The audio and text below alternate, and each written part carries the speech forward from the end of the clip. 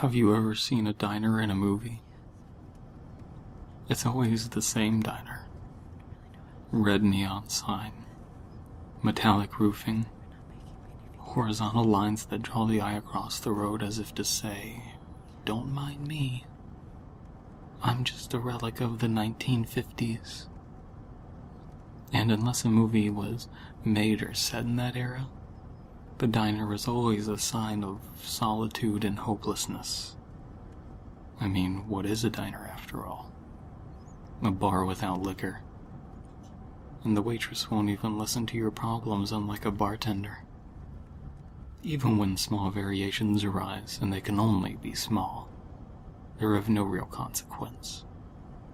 Perhaps a broken neon R, or perhaps an eye. Maybe you enter from the corner rather from the middle. The cars change. They've always changed with the times.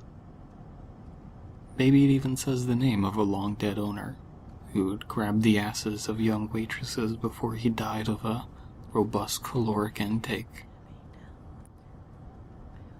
I thought I was going to a new teaching job at a private school in Kentucky from Indiana, my home state, where all my loved ones were.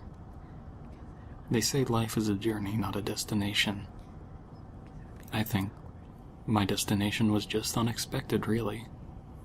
I wasn't going to a new job or an apartment. I was going to a diner. It was only then that the past 2 months of events coalesced on I-275 by the diner that I knew I had no choice. My tear ducts were exhausted from realizing I wouldn't see my 2 kids again until they were 18. My heart couldn't be felt pounding from cursory inspection, due to my wife taking the house I had worked my whole life for, and winning the battle despite verbally abusing my kids and everyone really. The late October cold had run my fluids dry around the second week of November.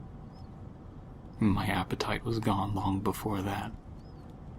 As for energy, I was running on fumes since the stinky event began.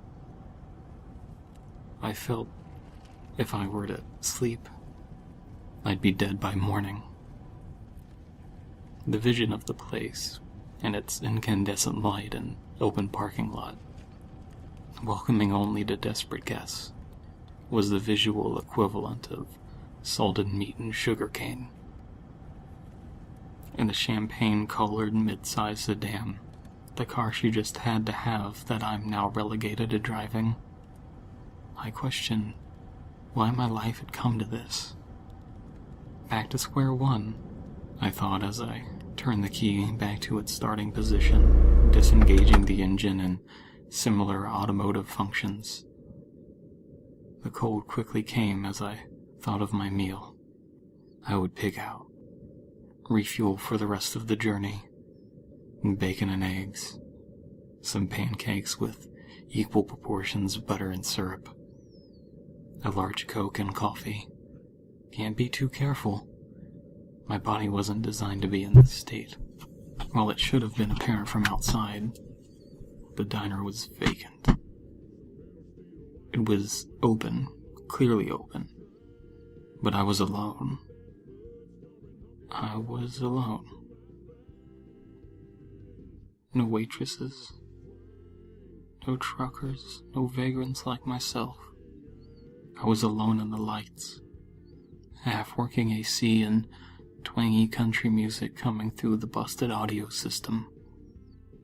My feet felt fragile, a fragility I hadn't known since childhood. The fragility in the eyes of my son as he'd trip and scrape his knee.